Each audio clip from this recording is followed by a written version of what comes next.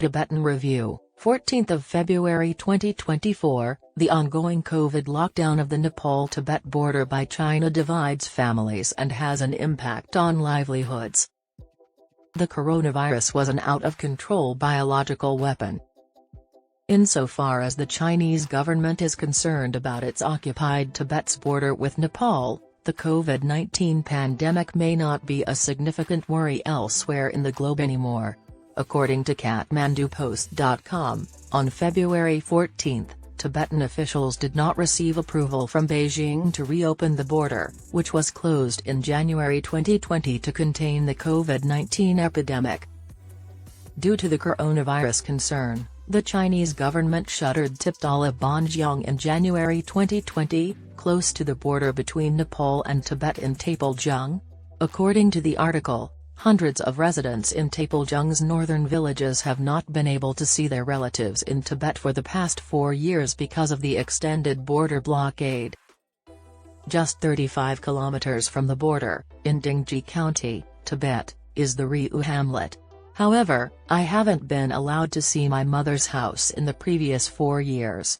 As the Nepal-China border has been closed for an extended period, it is impossible to reach my maternal hometown, according to Patan Sherpa, Temba's wife and a long-term resident of Along Chungola in Phaktanglong Rural Municipalities Ward 7. The experience of Bhomo Sherpa from Mawatar in Along Chungola is comparable. She was born in Tibet and wed Bujung from the Songkhawasaba district of Bhatkola Rural Municipality in Nepal. Later, the pair moved to Mawatar, where they started raising yaks. Their sole gripe, according to Bhomo, is that the border has become an obstacle that keeps her from seeing her parents in Tibet, even if they are content with their salary and the schooling of their 3 children. Temba and Bujung used to ride yaks to carry various items to Tibetan marketplaces before the pandemic.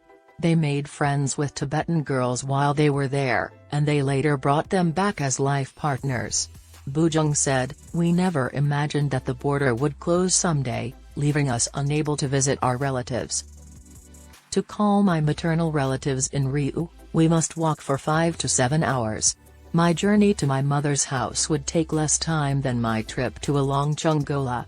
However, in her mid-40s, Patan stated that the closed border was an obstacle in her way. According to the story, Sarang Kipa, who is in her early 70s and resides in Along Chungola with her husband, Donda Sherpa, is keen to see her mother's family in Tibet. However, the border's closure continues to be a painful obstacle in her path. According to Chaitan Sherpa Lama, the ward chairman of Phaktalung Rural Municipalities Ward 7, at least 18 women in the Yangma and Along Chungola communities are Tibetan natives.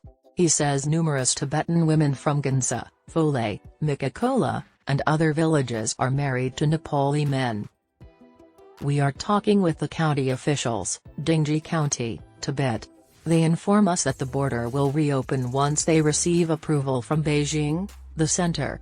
The central government of China ought to communicate with the government of Nepal," Chaitan has stated, adding that his attempts have not succeeded up to this point.